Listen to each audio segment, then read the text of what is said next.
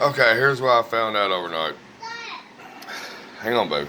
After looking up all the wiring diagrams and everything, I found out that this is where the fuel pump relay is. Okay, this is 30, so it's supposed to be orange wire, which is there. It's got the right wire there.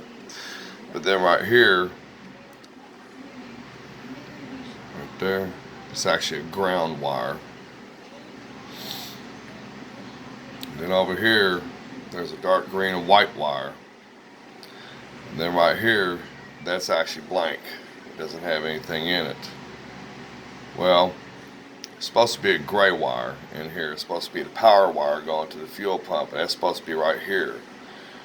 This ground wire shouldn't be here. This ground wire should be over here. And then actually the gray wire goes here. And then the green and white goes here. Because the green and white wire is supposed to be for the crank. So go ahead and fire up the sensors and everything. But I'll have to look it up one way or the other, because sometimes it's wired differently on vehicles. But I don't know how this truck's been running ever since I bought it with that gray wire missing. The only thing I can think of is that this thing is damaged so bad because it's been water damaged and everything. It's just completely rusted out on the inside. I wish I could show you, but I can't. I can't get it fully open. But there was shit all over the counter yesterday when I took it apart, to the point where I had to vacuum it, because man, I had shit crawling out of this motherfucker. Everything. Let's see, you can see down in there. See, you see that terminal there? There's one. There's one. You can kind of see that one. But it's dead, man. There's nothing on it. So that's my problem right there. So, I'm going to replace this fuse block. And I'm going to rewire those pins to the wiring schematic that shows me the correct wire configuration on this year model. I would think it would go orange, which is your hot, and then it'd be the green and white, the gray, and then your ground. But it's kind of easy to look up, because all you have to do is find out. 30 is usually always hot, so I know for a fact that one's hot. Hang on.